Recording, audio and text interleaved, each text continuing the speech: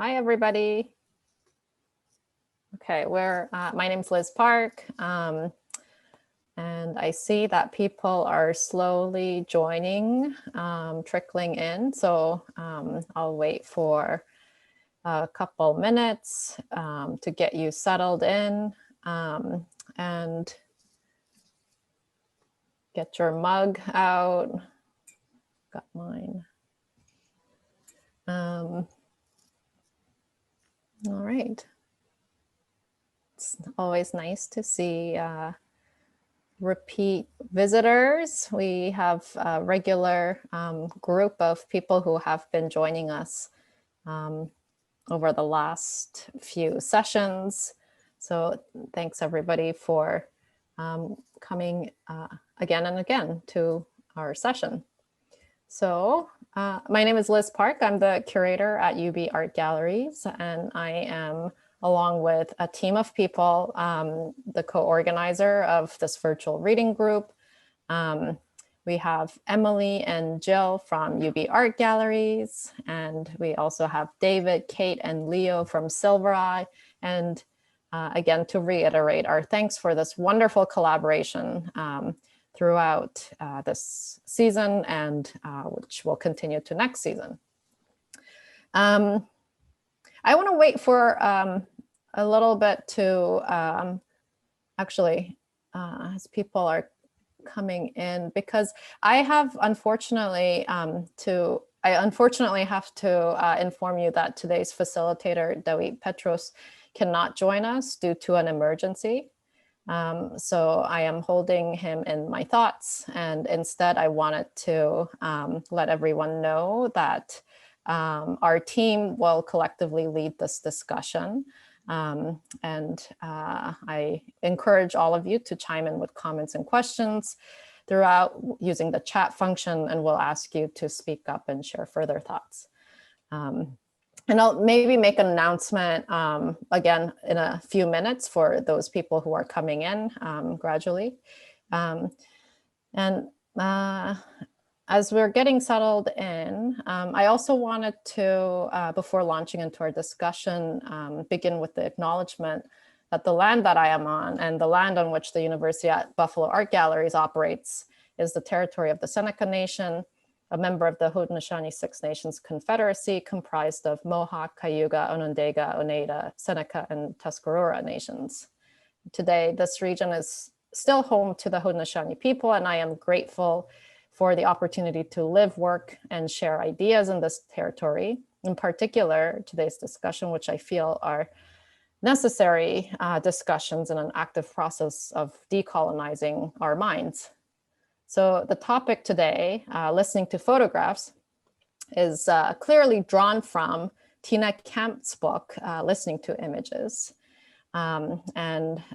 which is one of the readings. The intro was one of the readings, and then the late, great Allan Sekula's classic text, The Body and the Archive, which is a text that has accompanied me throughout many years since my undergraduate years. And when I compiled the 8 topics for thinking through photographs, I was conscious of the order of the 8 topics and the readings, because I very much wanted one topic to lead to another, so that our knowledge is cumulatively built. So it is by design that Sekula's text resonated so much with the discussions that we had at our last session. The topic was excess of photographs. So the problem and the promise of a massive archive of images, and how do we lend our ear to the individuals who are represented within it, I think is a good starting point for our discussion today.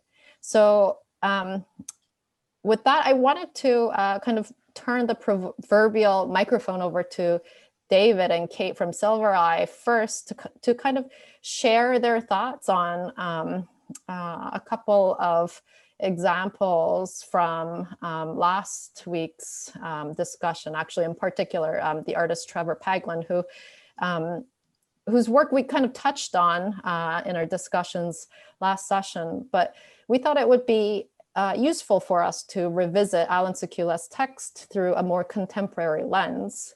And after that, I'll pick up on the discussion by sharing a couple of images from Dawit's exhibition to think through what it means to listen to photographs, because this really is a topic that is so relevant to Dawit's project. And for those of you who are joining in, came in a little later, I want to make another announcement that Dawit unfortunately cannot join us today due to an emergency. So with that, maybe I'll turn it over to David and Kate. Thanks, Liz. Good to see everyone. We're going to do our best to fill in for Dawit. And I think I'll sort of start with just some thoughts on the Sekula reading and try a little bit to tie it back to last session. If you weren't here for that, I'll try to fill you in as well. But rereading the Sekula, this is also a reading that's been with me for many years, but probably one I haven't read for well over 10 years. So it was nice to come back to it, and it felt to me especially topical. Thinking about a lot of the questions that he's thinking about with photography and policing feel incredibly relevant this summer and this year, and just the ways that bodies are classified and archived, and in the ways that the state surveillance system is thinking about bodies. In essence, I've always kind of thought of this reading, I think before I reread it today, as oh geez, wasn't the 19th century a really messed up, racist, horrible place? And then kind of left it there. And I didn't really think about it in terms of contemporary photography so much as a way of thinking about, this 19th century expectation that photography as this new kind of art form and scientific form was going to be asked to produce amazing new scientific revelations that that it just didn't really seem like it was capable of producing, particularly with Galton's like composite portraits, right? That you would mush all these portraits together and you would learn something, and you just get a kind of mushy portrait and you don't learn anything. And it sort of seems absurd that would produce any kind of knowledge that would be meaningful, right? It just sort of becomes a pseudoscientific justification for all sorts of nasty 19th century, well, at the time you thought they were left in the 19th century kind of ideologies. Obviously, some of them have persisted. So I'm going to share my screen. And can someone give me screen sharing capabilities? And so thinking about especially the kind of the one of the main kind of juxtapositions that he talks about in the article about Galton and Bertillon, the two sort of constructors of these archiving systems and these ways of thinking about putting together photography, I immediately thought of Trevor Paglen and the work Dan Lear shared with us last week, which I thought was really interesting work. I've really always been a fan of Paglen's, and I didn't really make the connection until I was reading this. So I'll just sort of go over, these are two pieces that Dan talked about last week, and we didn't get a chance to talk about them maybe as much as we could have. So I think it's worth kind of bringing them back up. On the left, you have, they took the faces from The Accused and the Dead, which is a new series, and anyone can correct me because I didn't have that much time to prepare for this, which was a series that Paglen made of images that machine learning algorithms had been used to train on. So essentially, these facial recognition machine learning algorithms need to have a huge data set inputted into them to begin to train how to recognize faces and how to basically read human faces. And they use this archive from prisoners I'm not sure where the prisoners were from exactly, if anyone can remember, but people who did not consent to having their faces used for this purpose, essentially an enormous archive of perceived criminality that was used to train the surveillance state. And Paglen's taken these images, he's kind of censored the face so they're no longer recognizable. He's kind of cut that white square out of the middle of them, but he's left on these kind of red sort of thin lines that were part of the machine learning's kind of biometric data calculations, right? That I believe it's Bertin kind of talks about, the 11 measurements that can make a human kind of uniquely identifiable.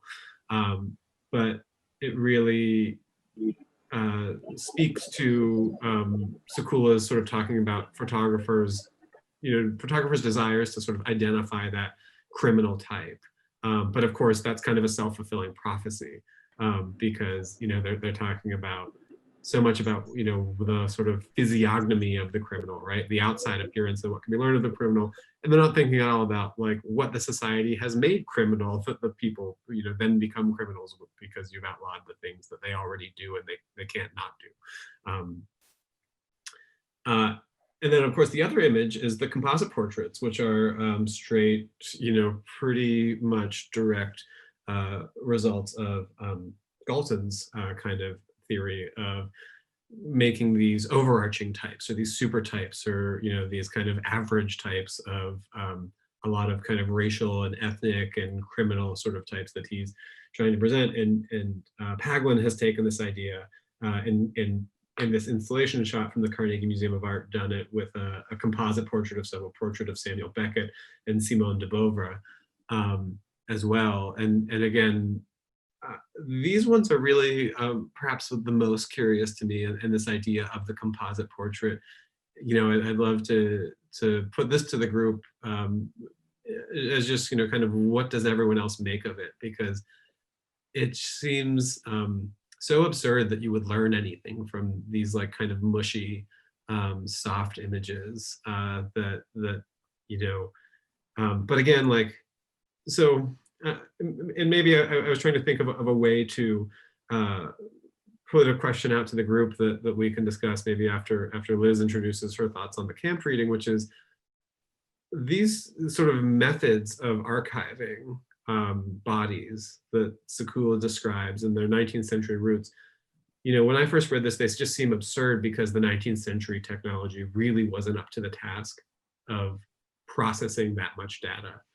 But here we are in the 21st century, and the technology is very much up to the task of processing this data, and all of these kind of fantasies about identification and to a certain extent, physiognomy are becoming kind of, to me, kind of horrifying realities before our eyes. So, I guess Paglen, I think, is starting to answer these questions, but, for lack of a better question, I'll just say, like, what are we to make of Sekula's reading, in the 21st century, in the age of machine learning? So I'll leave it at that for now. And Liz, I think, has some thoughts on Tina Campt.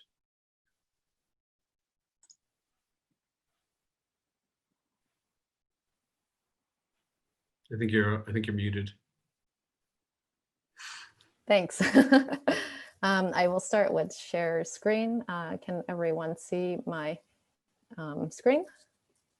Yeah, okay. So this says, maybe I will also start this section by saying that as I am thinking about the ways in which Allan Sekula's text resonates with Tina Campt's and with Dawit's project, I was thinking about how the photograph, the image sort of becomes an inadequate artifact because they're both authors are kind of addressing the inability of the photograph to speak truth just on its own, and the need for instance, the filing cabinet, or the need for the archive as an institution that is both physical and discursive. So I'm sharing a couple of images from Dawit's project, and actually, you know what, just 1 second. I'm going to mute myself. I just gotta do one thing quickly. All right, sorry. A little bit of a technical thing happening on my computer. Okay, so I'm sharing two installation images from Dawit's exhibition, photographed by Biff Henrik, who I believe is joining us today. Thank you, Biff, for these beautiful images. So I wanted to share this. I want to zoom in close to this image.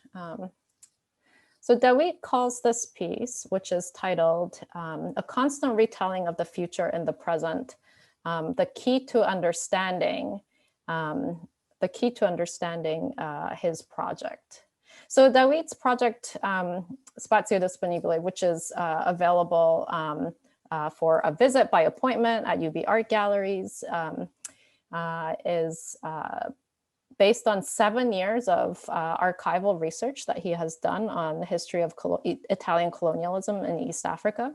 And I like to point out that when I talk about this exhibition, it's not that his archival research becomes an illustration in this exhibition. In fact, his works stem from it, but are far from kind of illustrating what it is that he does. And this, I believe, is a very good example of how he looks to an archive with an eye to what it cannot capture. So you see, these are images that are compiled from 2 sources. One source is the Geographical Society in Italy, which was an early colonial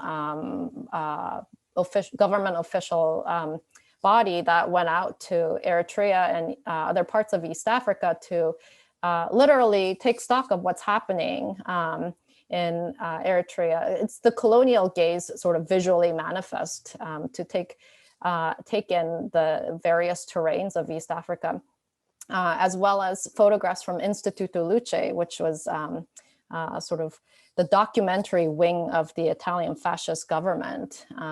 And you see there are these sort of mega industrial infrastructure projects, such as paving the streets of Asmara, which is the capital of Eritrea. And in the early 20th century, it was called Little Rome because there were more Italians living in the city than Eritreans. So these are images that have sort of entered the historical psyche in the form of archival documents, and Dawit has compiled these images as a way to kind of question the way in which modernity was brought to Eritrea. So I'm going to show you the next image.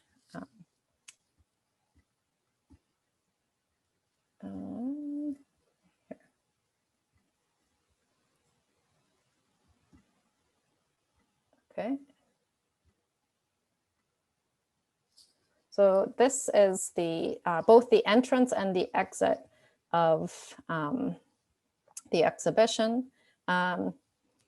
So I want to focus on the works on the right here, which you can see.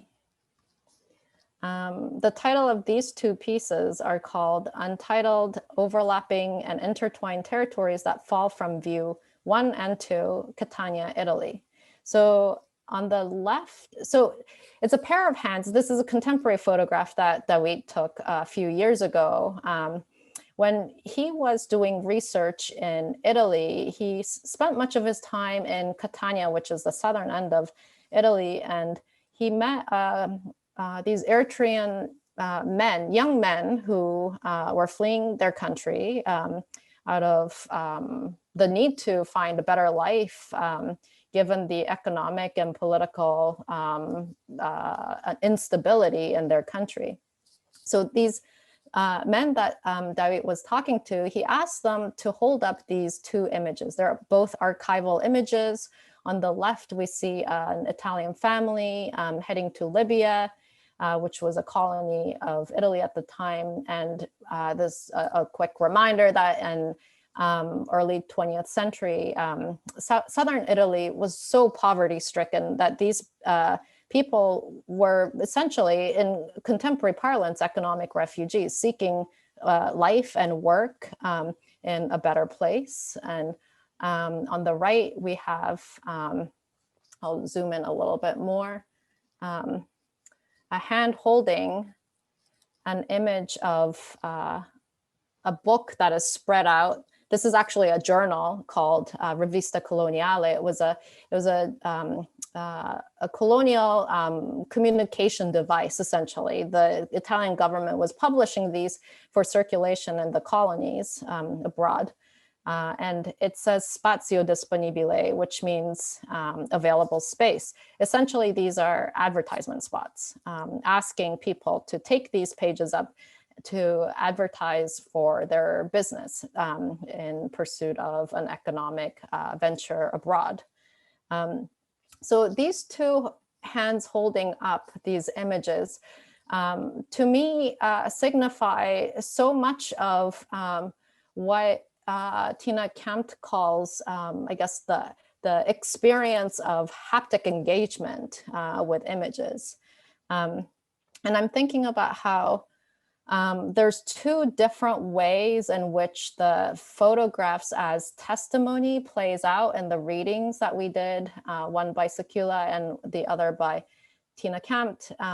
In Sekula's text, he sort of gives the example of the early inventor of photography, Talbot, taking a photograph of his China collection and called it a mute testimony. And he was talking about, oh, in case one of these things gets stolen or whatever, this will be the mute testimony to what I had before. And then he interestingly ends with another photographer, Ernest Cole, and saying, he was also bearing witness, and his photographs are in a way a polyphonic testimony. So there's this idea of images being witness and being testimony. And I'm thinking about how in Tina Campt's text, she talks about listening to images and to attend to the low frequencies, the things that you can't hear, but can still feel, because I guess under 20 hertz, you can't really hear the sound, but you can perhaps feel the vibration. So beyond the act of close looking, how do we understand images? So these archival images, examples from the turn of the last century that bear the evidence of Italian migration to North and East Africa, these become images that are actually in the hands of a couple of men who have crossed the Mediterranean the other way.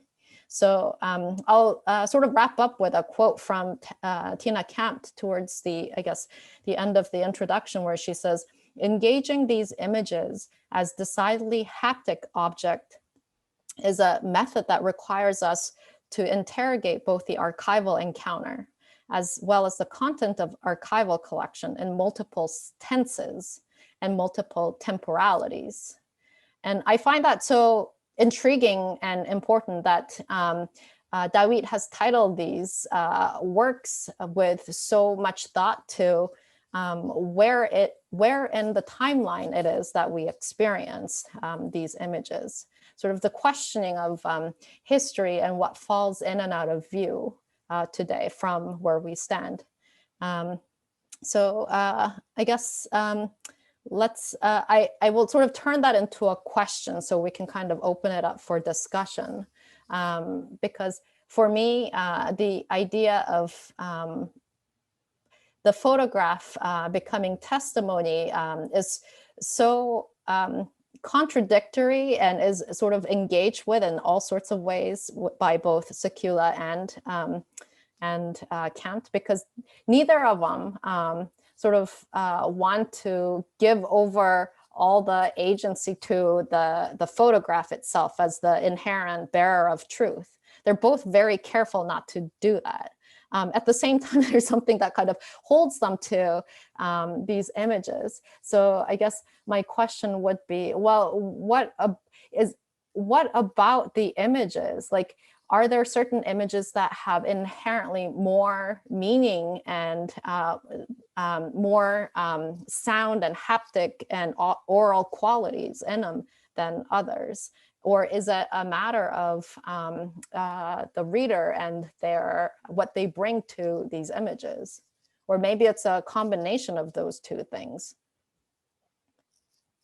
So yeah, I mean, I feel like at this point, I kind of opening it up to everyone to sort of, join in with other questions or with other readings. So feel free to jump in, anybody, to kind of think through these, help me think through these questions. I'll maybe stop sharing, even though these images are very beautiful.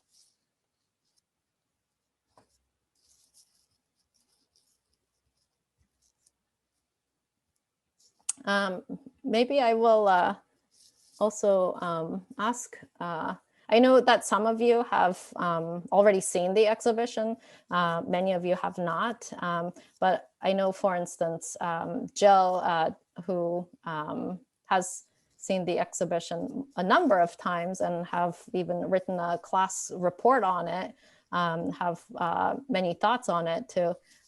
So also feel free to chime in, and same thing with Kate, because I know you've been thinking about Trevor Paglen's work also in relation to Allan Sekula's reading.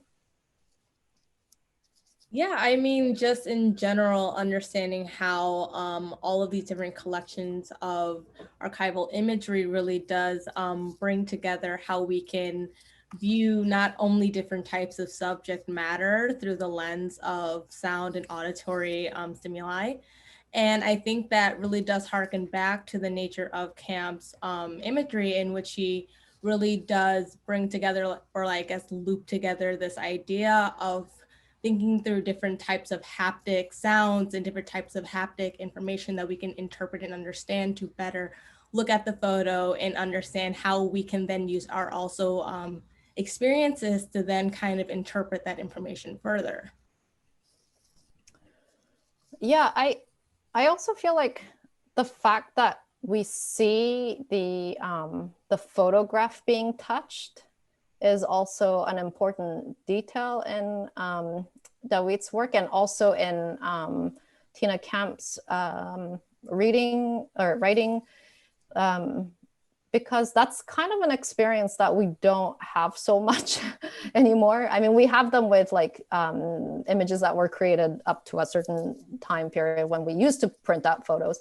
But I feel like that's a really important gesture that is getting lost, actually. Yeah. To be able to like hold something as an object. And even the earlier archival photo that archival photo based work by David, I imagine him sort of going through these images as objects, maybe through a database these days, but also when you're actually at the archive, the ability to experience images as objects, I think are really important. And I think one of the things that Tina Campt talks about is the ways in which these experiences of photos sort of transgress, I guess, the present moment. And, you know, I think that's also,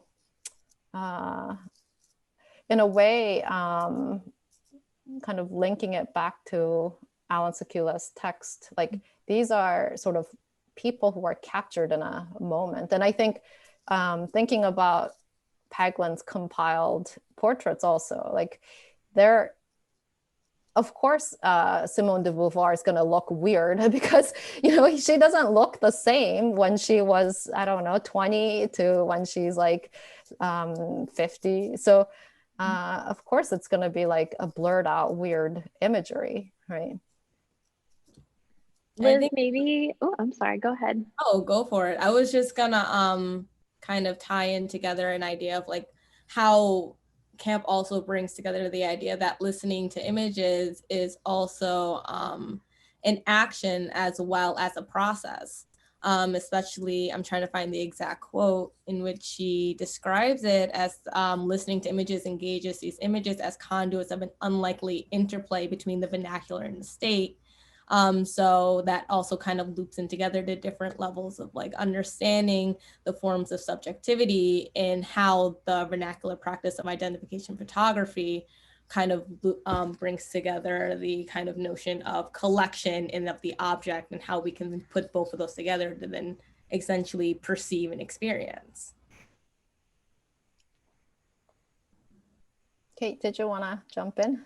Sure. I think maybe to come back to your idea, both of your ideas, Jill and Liz, about the concept of this push and pull between the past and the present, and the way you've been talking about haptic photography, Jill, is interesting in also some of the vocabulary that Campt brings in, particularly when she talks about the images being in stasis, where they're not necessarily standing still. And when we look at this image of Dawit's, where we have sort of the past manifest present, where we have the contemporary holder of the photograph of the past, is maybe a nice way to open up conversation about the ways in which Campt talks about imagery refusing or not being compliant, and how we can kind of maybe open that up to a conversation about the way that these images are behaving a little bit differently than maybe some of the Paglen imagery that we're talking about, or even in the Sekula reading, the way that we're kind of looking at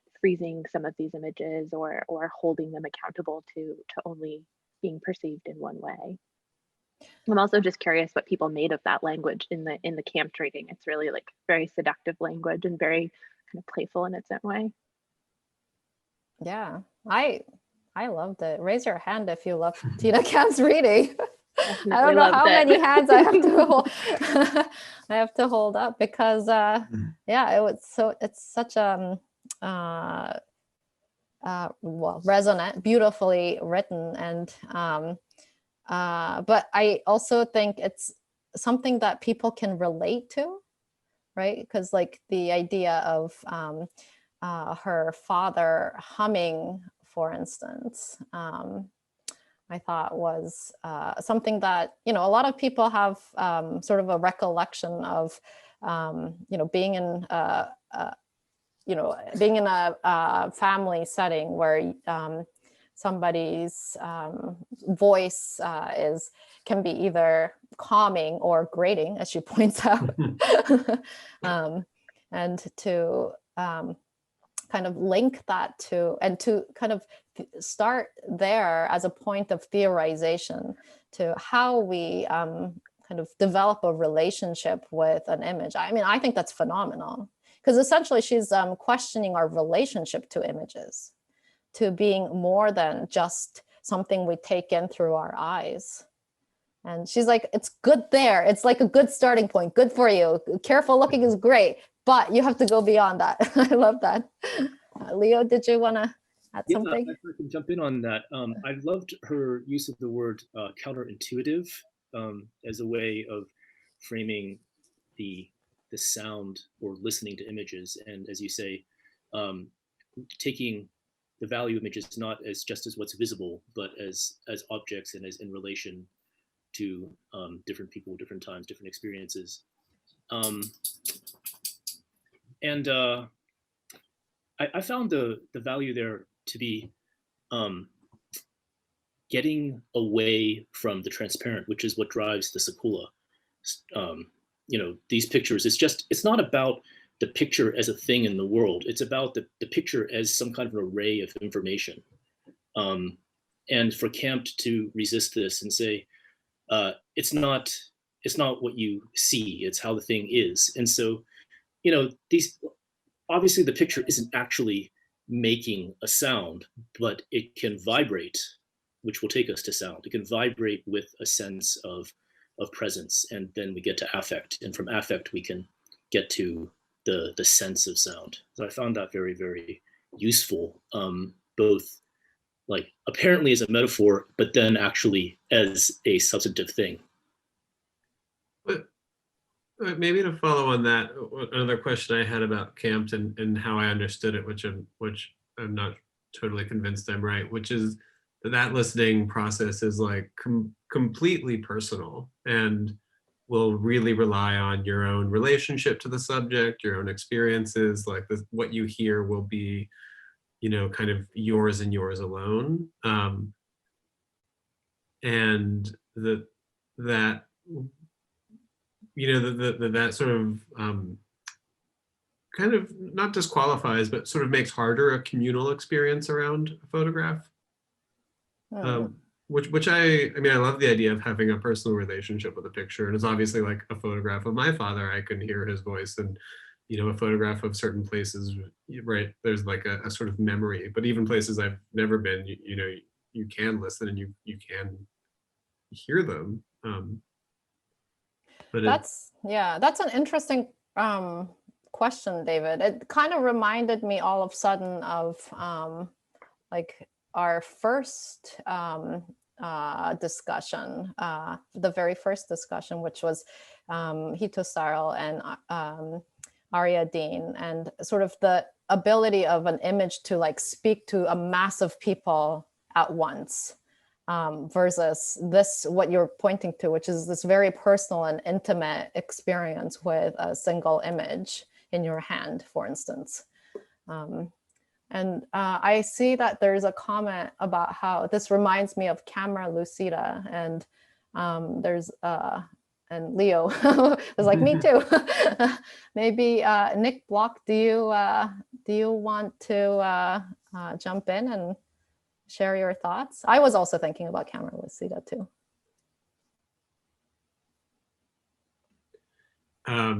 Nick's at work and can't talk, but maybe, okay. Liz, I'm going to sort of nominate you the Campt expert for now, or anyone can answer this, but do you think Campt would see, that comparison as apt? Like, is that a kind of a vein that she's operating in, of Bart? That's a good question. I am not sure. I have not finished the book, but I have not seen Bart come up in her discussion. Catherine also said me three in terms of, I guess, camera lucida. Catherine, do you have any thoughts on the relationship between camera lucida and this reading? Yeah, I just basically was thinking about it in terms of, the sort of contention that Bart makes at the beginning about how really the only way he can understand images is through his own kind of perception. So, he doesn't take photographs, so he's not going to talk about what the photographer does. He's just going to talk about him with images. And, I think there are resonances with Campt's book. I don't know that my takeaway from the book is that, she's talking explicitly about an intimate relationship to the photograph, although it does seem like there are ways in which that can happen. And, many of the case studies that she uses are extremely poignant and touch upon the personal. And I think, especially when we're talking about that kind of vacillation, one of the ways I think about it in Campt's work that kind of returns to the to Sekula is that Sekula talks a lot about the difference between the honorific image and the repressive image, right? And when he's talking about these archive of criminal photographies, he's also talking about the shadow archive, which I feel like is the thing that people don't talk about as much in that essay. Like all of the kind of pleasant bourgeois portraits that are also out there representing the flip side of criminology, right? And one of the things that's interesting about a lot of the case studies in Tina Campt's work is this sort of vacillation between the honorific and the repressive, right? Like the agency of the person being photographed, but also the agency of the photographer, and often the kind of tension between the two. And so I guess in that way, Tina Campt's doing something maybe a bit more specific, more sophisticated than what Roland Barthes is talking about, because he's so in his own head and, in his own grief, right? That's what that book is ultimately about, is about his grief for his mother. Whereas I think the thing that really makes Campt's work so groundbreaking for me is that idea of kind of thinking about how a photograph, listening to photographs allows us to read the same photograph in multiple ways at once. Yeah, I totally agree with you. And yeah, I was thinking about the kind of the superficial relationship, I guess a slightly inverted relationship of Bart mourning his mother and Campt talking about her father mourning his mother, I guess, through the hum. But I do think Campt's sort of intimate family look is deployed for something that is so much more revolutionary than like thinking about just one person's relationship to another. I think her project is on the whole, like on the scale of sort of fundamentally questioning our relationship to an image itself. In some ways, it feels like she very elegantly moves from Bart and the punctum into the haptic, which kind of allows for this more generative experience, even if it is a very personal one, as you're saying, with the humming and the remembrance of a loved one. Yeah, and I think maybe this sort of personal autobiographic, because she ends the book with, and I really like recommend everyone go read her book in its entirety. She ends with like also a personal reflection of like a childhood memory of an image that she thought she saw, or not childhood memory, but like an image that she thought she saw. And you know, this sort of, we all kind of carry an archive of images inside our head, right? And that's how I recognize, you know, David to be David and Kate to be Kate. And how that is composed, like how we associate an individual to something or some affect or even an ideology, like that process is a frightening one, as well as a potentially revolutionary one, right? And I guess also kind of going back to the idea that it's more than just looking. And that I find so incredibly interesting, because here we are looking through an image, looking through a screen. How should I be engaging with all of you through the screen? I mean, talk about 21st century surveillance technology in relation to what we're doing, and what Sekula is talking about in his text. Sometimes it's kind of difficult to kind of square what I am reading and what I am participating in. For me, I guess one of the ways that Tina Campt's reading is helpful is she kind of prods you to keep going, like to keep going beyond just looking and talking about images.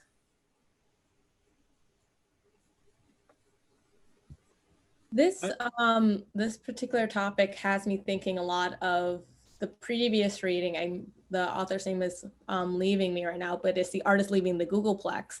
Oh, and right. The only thing that I keep thinking about when I think about that work is the different types of sounds that might be emitted from those particular images of his work, of all of the artists or all of the workers, you know, leaving their stations, going to the parking lot, the sounds that emit from those, and how even in itself that's a form of surveillance of those particular people, and how that type of image has been then taken and seen far and wide and displayed on audiences that those people that the image is representing may not have any clue about.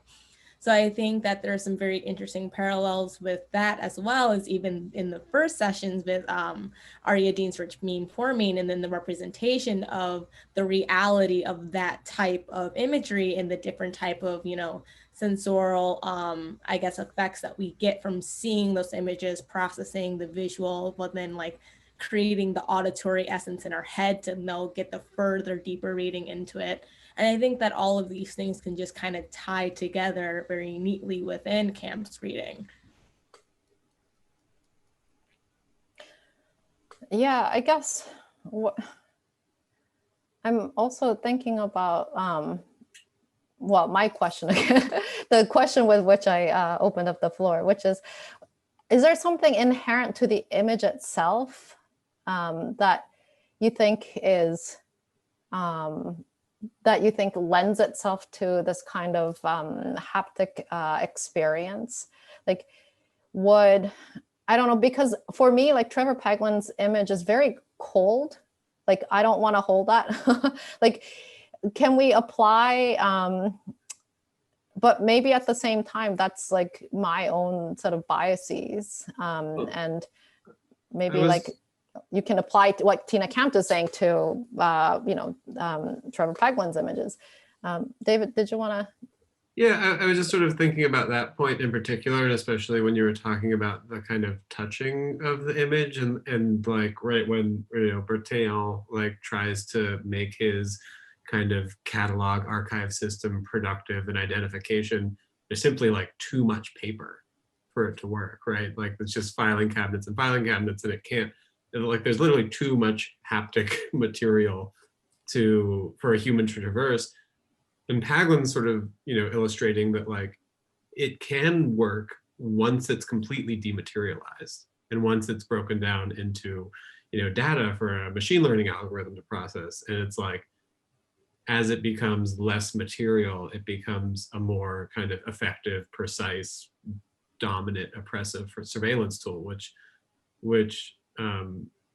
maybe it's just an interesting coincidence, or maybe there's something there, but you can't. Right, you can't touch the biometric surveillance state. Yeah, that's kind of like, yeah, an unpleasant thought to have at the moment. But you're welcome. But I also think that there's, I guess this is similar to what I was saying last session, sort of ways in which you can kind of puncture the system. And I'm always looking for that. I'm always looking for like, how do you not become wholly subject to something? And I guess this sort of quotidianness and the rigid structure of identification photograph that Tina Campt uses very effectively to kind of, as a case study for how we can listen to the subjects that at the very surface looks like they're sort of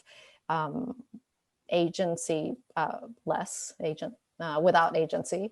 I'm interested in like what it is that we have to sort of muster up. Like, I think it's all of context. It's all of sort of your willingness and commitment to undertake a reading like that. But at the same time, like, are there certain images that just are inherently not audible, or are like, I guess I'm thinking about the quality of the images themselves. And why am I fixated on this? because I think I am actually thinking about the responsibility of the artist or the image creator. I was thinking about that earlier today, actually, and what type of images where you can't really get any auditory sound out of it. And I was just like, oh, like, and the only thing that I could think of is like going to get my passport photo taken, in which they're like standing against this blank wall, is going to be very squared in so that there's not really any type of context or material around you that would give the impression of there being sound. And then that kind of like loops in together the idea of the different types of like government IDs and the way that they kind of reduce the context around the subject matter, in a way that it kind of reduces that ability to then input or envision a type of sound taking place in that environment. So my Liz, or I could go after. Okay. oh, go ahead. Oh, okay. Hi, thank you so much for this reading group. This is really interesting. I'm coming from Toronto, so which is interesting because DeWitt's exhibition has been on at the power plant here as well. But yeah, that idea, I think I've been really thinking about that question of, are there images that have more of a haptic frequency or less? And I think I've really been thinking about how it's so context driven. So I'm wondering if maybe there's something about the haptic quality that is actually delivered or it is passed on through either the creator or the shift in context. And thinking about, you know, DeWitt's images where the Eritrean migrants are holding up images, that change, that shift in context really is the thing that creates that haptic quality. I'm really kind of circling around this idea. I'm also thinking about Mohammed Barisa's Shoplifter series, in which he acquired Polaroids, which I'll explain them briefly. I'm sure, hopefully maybe you've all seen this work, but it was Polaroids that he had discovered that were posted up in a convenience store of shoplifters.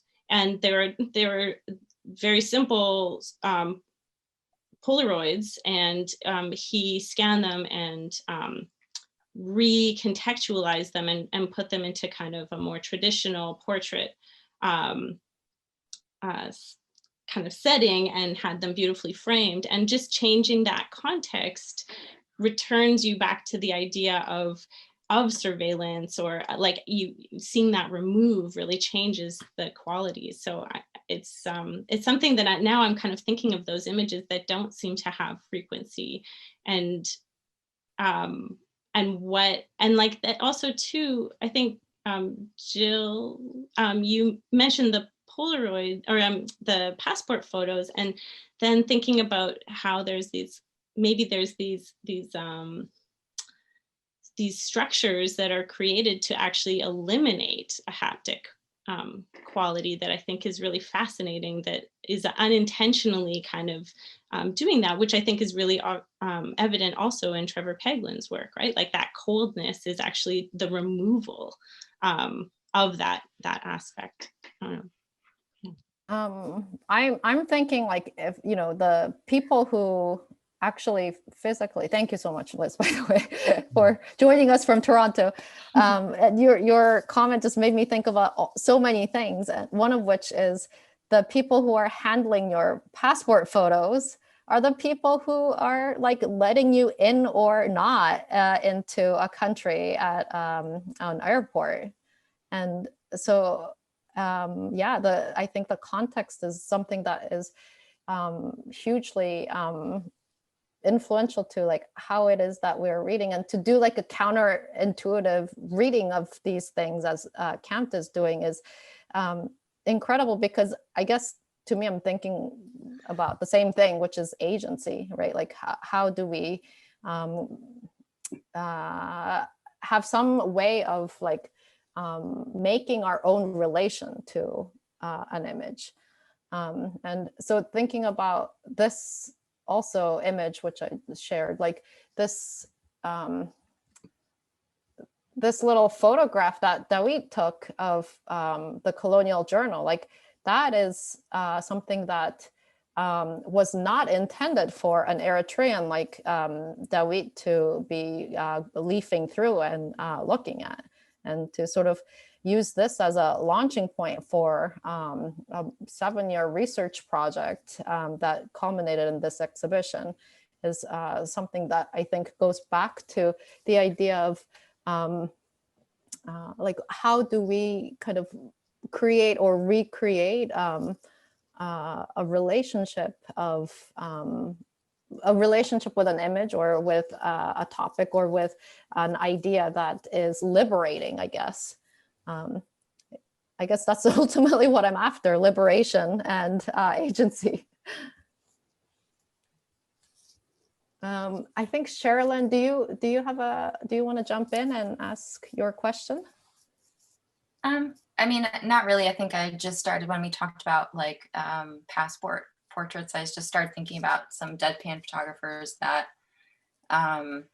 you know, took that quality or style of photograph. And do you still feel that energy, or is it, and thinking of deadpan being something that is supposed to take away kind of those feelings, and it's just supposed to be very matter of fact. That's really what I was thinking when the idea of the passport portrait came up. Yeah, I think David should take this question because he was talking about Thomas Ruff. I was thinking about, I'm glad you brought it up, Sherilyn, because I was thinking about Thomas Ruff, you know, from the beginning, and I wasn't really quite sure what to make of it. And I think as this conversation's gone around, and you know, that question, right, like, is there a non-haptic, or is there a silent photograph, or is there a photograph you can't listen to? And I think from my understanding of the Campt, the answer is no, right? Like, if you choose to listen to it, you will hear what it has to say, or you will hear what sounds it has. And that may be very quiet, it may be on a barely audible frequency, but I think there's still something to hear there, or there's still something to listen to there. And in fact, I found myself really drawn to this, you know, and people were saying like, well, what about a passport photo? And I was just like, what could be more, you know, what could sort of sing more than a random passport photo that you found, or something like that? You just have this stranger on a, you know, stranger on a cold background or something like that. And, you know, Sekula talks about August Sander and these really cold photos that I think there's just, you know, through history and time and through our knowledge of their context, there's so much being said there. And then I thought about Roof, and I was like, you know, is it just the sound of silence for those Roof portraits? Like, you know, and basically that kind of commitment to deadpan portraiture, that is, so much of it, I believe, is a quiet, but I don't think there's you know, there's still something to hear there, even if it's a kind of a resounding silence. I think, Justine, do you want to jump in? Hi, everyone. Yeah, thank you for hosting this event. Thank you for coming. I had like a kind of a different perspective of the Tina Campt in the way that she's talking about sounding, because it is always in reference to other material. So, because she does talk about those Birmingham passport photographs, and then she finds, I was just looking in my, she finds that documentary photographers photographs in Birmingham, England, and is talking about also like a moment where British Caribbean citizens were given a new permission to travel back and forth, so that those passport photographs have like a whole, like the way that she's talking about sounding is like recovering from the picture something that's in excess of the way that the photograph is originally operating in. So I'm just gonna hold up the book where it goes into those. So, you know, there's this area of Birmingham, England that is, you know, like this documentary photographer was photographing, you know, these, you know, this ghetto really, where there was a lot of the, like this, like she called this man in this picture is, she calls him a pimp. Like he's a, like there's, he's getting kind of, you know, it's part of the captioning of the picture. So then that has this one idea of a residence. And then when she goes to these passport photographs and she talks about like how dapper and kind of specific the styling of the suits are, that you understand that these are photographs where these men are like, you know, they're kind of it's in resistance to some kind of repressive act that you know, the government issued pictures are for, like they're in outside of that. So even though there's like this really kind of bad situation for Afro-Caribbeans in England, there's there's a sense of hope, or this idea that they can continue to travel and that these passport pictures are for traveling. And I had this other thought too, like I know that some of my students are here and have heard me talk about this before, but the whole thing with the sounding of pictures in Roland Barthes, there's this really beautiful essay that Fred Moten wrote called Black Moanin', where he talks about how Roland Barthes insists that photographs are silent, or that only they're so subjective that like he can't even show the Winter Garden photograph because it only is meaningful for him, but is not meaningful to anyone else. Fred Moten compares that to Mamie Bradley Till's choice of showing Emmett Till's photograph because it sounds, and the sounding of it is about this effective mourning collectivity that that calls for a future that will have had to have happened. So that that sense of grammar, of this future grammar, comes back in and kind of ties into Hortense Spiller's like use of the grammar book and Mama's Baby, Papa's Maybe, that all tie into this idea that the affective quality is, or the sounding quality is like a calling out to a future time. So it's like, it's not that it's the one photograph, it's not the punctum at all. It's the idea that this photograph is made in possibly like repressive, non-consensual ways, but that there is all of this kind of resistance in a kind of, and usually she talks about a self-styling in the picture, through self-styling, that there is a demand for, or a kind of a calling to a future time when this photograph will, you know, be heard or something. So that's like, I feel like that's like a different place than where the conversation, but that was always my interpretation of the way that that it sounds. And in every situation through the book, she's taking different archives and looking at them next to another group of archives. So she looks at, in South Africa, she looks at mugshots that were made of people who, you know, had not committed any crimes, but just because maybe they will one day commit a crime. You know, it's just this way of categorizing people. And she's looking at those mugshots next to mugshots of people who are freedom riders, you know, so then to kind of think about that one archive answers another archive. And then she ends with this kind of amazing, did you guys cover this before? I came in No, you're great. Keep going. Like the last thing that she talks about is this Twitter post that's called "If I Die, which picture will they use?" Yeah. Where she, you know, it ties into that photograph that you were remembering of this kind of horrible police brutality situation to a child who is like, you know, just like beaten in a police station for like you know, a $20 robbery that his brother had either did or did not commit, and ends up getting like beaten almost to death, and in self-protection grabs the policeman's gun to shoot him before he dies. I mean, it's a horrible story. And then she ties that together with this you know, ongoing murder of Black men and women, and talks about like these photographs, which is a Twitter feed where she pairs together one picture that's like a picture where they're like thugged out, and the other picture where they're like, you know, just a respectable member of the community. Like in one, the guy's wearing like, you know, like a doctor outfit, and another, someone's wearing a military outfit, and another, someone is like, has you know, a class picture of a graduation, you know. And so that there's this the ways that Black bodies have been mediated through photography, and how photography has been weaponized against them is like really kind of specific through these archives. But then there's the possibility of reclaiming that that idea yeah, thanks so much for pointing that out, because like one archive sort of set against another archive. As you were talking about it, I was reminded of what Catherine said earlier about the shadow archive. And I wonder, Catherine, are you willing to jump back on and maybe sort of think through this idea of the shadow archive with us? Hi, I'm here. I don't know that I have that much to add to what what Justine very masterfully just laid out.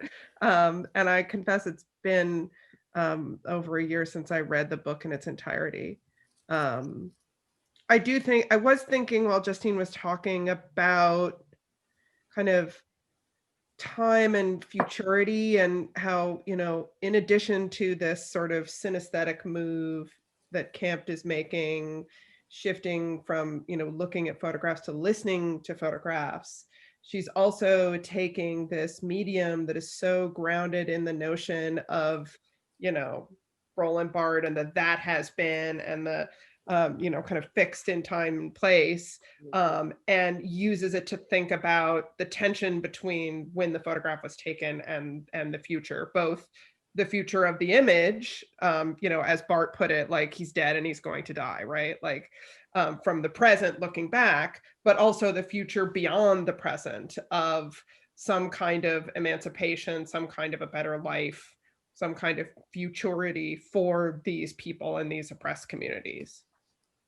Yeah, I guess a really good segue to that is a little anecdotal story of my time working at the University of Buffalo Center for Urban Studies. There was a project called the East Side History Project, and that was essentially a creation of a digital archival materials of photographs of local Black communities. And that really makes me think of just the Campt essay, in that the creation of different types of archives by specific people leads to the usage of these archives for very specific things.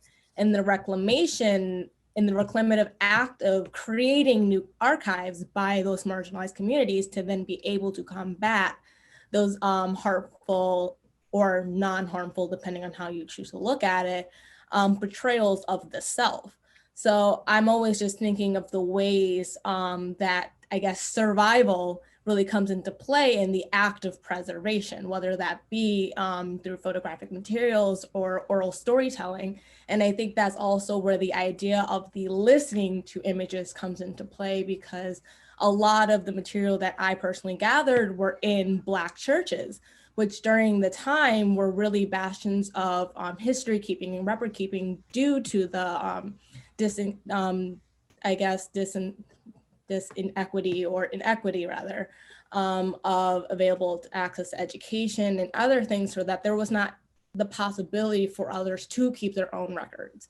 So the most common way to do that was through images, and just the way that the act of the subject matters would be, whether they're in choir or they're in Bible study, there's this frozen act of interaction and talking and singing and really community.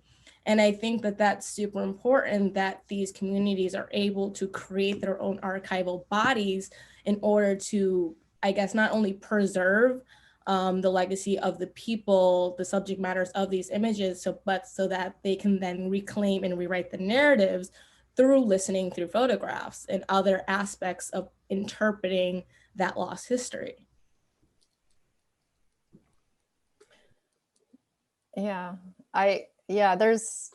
kind of taking this conversation to the next level, the idea of the creation of an archive. I mean, that's what Sekula's text so brilliantly captures, the kind of all the motivations of making an archive. But like, what is a counter archive? I guess many people have explored that, especially in the past few decades.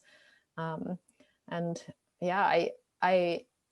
stemming from that, I guess, is the idea of creating a narrative and to stitch together our own stories. I mean, I think of that as a really beautiful process, and I think of that as also being very personal too. But that's not to say that sort of intimacy and personal sort of connection to an archive isn't something, that can also be, I guess, a way to reach the masses. I guess I'm thinking about like this sort of juxtaposition of like our very first discussion with Hitusarl and Ariadne as the text, and sort of what we can experience collectively, because ultimately the archive is a collection of images, and to think that we can collectively manage and care for, create, like I think that's a beautiful and powerful notion. Leaving it in the conditional tense, the way that Campt does through much of this writing is also a very sort of hopeful act, I think, you know, thinking about what you will do in the future, imagining these things that could happen based on past events. It's kind of, it's not a certain, it's like a little bit of a liminal area to leave it in, but it's one that looks forward while also holding on to the past. And I find that to be a very affirming gesture, personally. Yeah, I also find Sekula's text to be strangely optimistic too. I mean, I think he was, relatively speaking, an optimistic person. And I think he sort of ends with kind of tasking us, like he ends the essay by sort of giving us a task, right?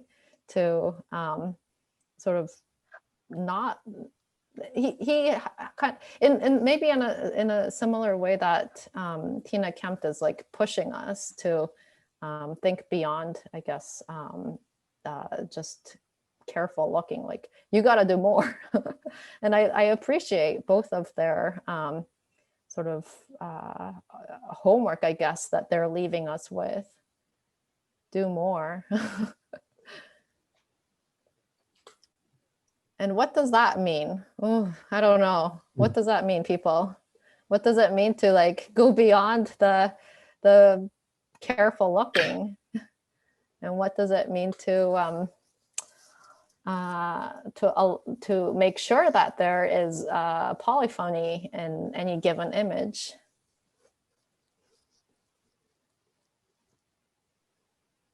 That's a tough one.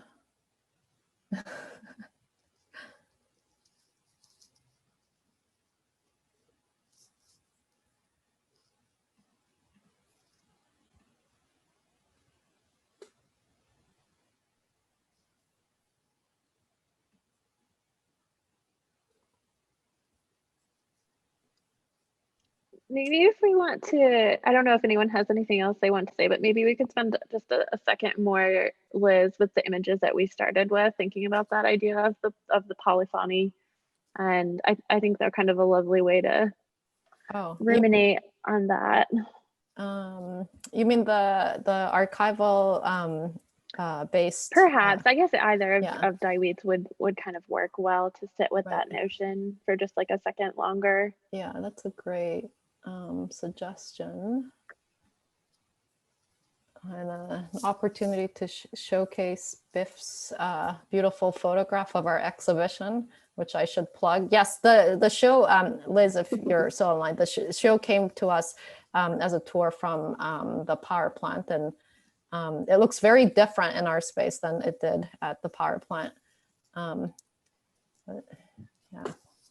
It's really lovely to see the different installation. It's quite radically different. So yes, really interesting.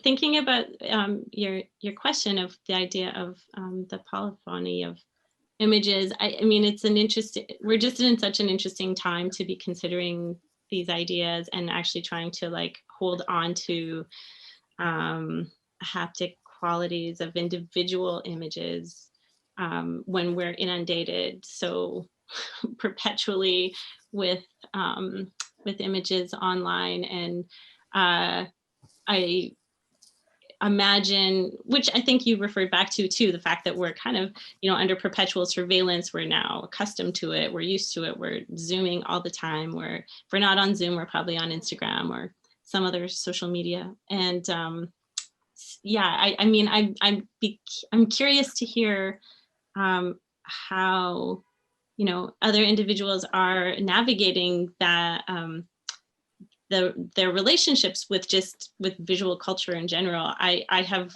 just recently like pulled all my data from Instagram and Facebook and am attempting to try to kind of leave, because I actually just want to think more consciously about the images that I am interacting with. So I don't know if it's going to work yet. This is a new experiment, but maybe for that reason, because I think if we don't spend time with an image, we won't be able to kind of interrogate its haptic qualities and the ways that it's actually kind of affecting us.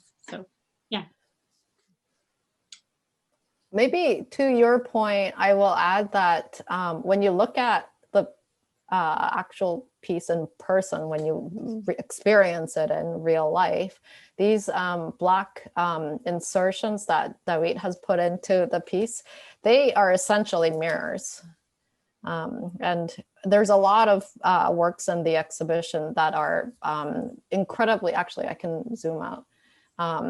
So like this piece is super difficult to capture in a photograph, but Biff did an amazing job kind of showcasing how reflective this piece is. And so you see that the work is reflected in another work. And this is an experience that kind of marks the entire exhibition. And, you know, something like that is, I also think of as like this quality that goes beyond what, beyond the careful looking, because to me, like sometimes the act of careful looking excludes many things.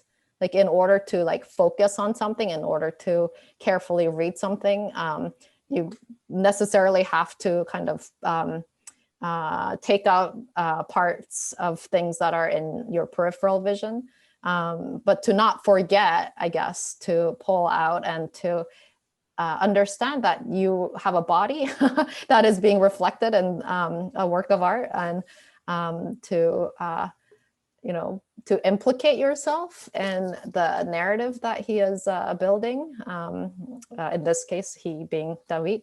Yeah, I think those are all very important questions also. So yeah, to be able to experience this as an image on a screen, there's I guess limitations to that, but maybe there's also interesting opportunities that we can think about this moment as an opportunity to figure out a new relationship to the screen itself. I don't know. Maybe somebody who's much more innovative and smarter than me can sort of figure out what that might be. Because I don't necessarily want to think about all of this as like doom and gloom and, you know, we're the computer's listening to us, I'm sure it is. And, you know, everything is surveilling us. But like, maybe there's interesting loopholes that we can go down and sort of explore and kind of radicalize or like create new possibilities within it. I was thinking about that and to your other, to Toronto Liz's point, you know, like I feel like a lot of the radical or the possibility of resistance now, at least the way I think a lot of people are understanding it, the way I'm seeing it manifest is doing what you were describing doing, which is sort of to get off of platforms and to sort of disengage from the discourse of images, or at least the kind of social media hyper discourse around images. And I was kind of have felt conflicted about that for many reasons, but you know, like is disengagement, like I know disengagement is personally a very like, you know, I did like an Instagram fast for the summer and I've sort of found it hard to go back to it. Like once I let it go, I just don't want to see it anymore. But is that helpful for anyone but me? Or, you know, and if like all the thoughtful voices leave Instagram, does that just like make the world a worse place? I agree with you, Buffalo Liz, that that there's hopeful there's sort of notions of hope and possibilities for resistance in both of these readings that are sort of suggested, but also, you know, at the end of October in 2020 on a Zoom call, like I'm just so exhausted by it all. It feels really hard to be hopeful right now, at least for me personally, about these things, and I'm trying. That's all the more reason, if you are enfranchised in this country, to go out and vote. You're here, yeah. Yeah. Maybe this is the moment to sort of wrap up and make the announcement that we are not meeting November because I think we all need a little bit of space to personally care for oneself and others in your life, and to be good to one another and to the world. But we will be returning in December to talk about violent photographs, the topic of violent photographs, which even though these topics are really intense, we discuss them because we need to find politics of refusal, as Justine pointed out, Tina Campt uses in her text, and ways to think through this difficult time. And I am so appreciative of everyone spending time with us and thinking about what it means to listen to photographs. I mean, gee, what a concept. So maybe on that note, I'll thank everyone. And I know Jill dropped in the registration link for session 4. Thank you. And we'll have the artist Zora J. Murph will be facilitating that. And he has just become part of the new photography show at MoMA. So his work's getting, I think, a lot of attention, deservedly so. And I think it has a lot to say about the topic and violence in photography. And really looking forward to Zora facilitating the next discussion. Well, thank you, everybody. We'll see you in December. Let's hope for a better world.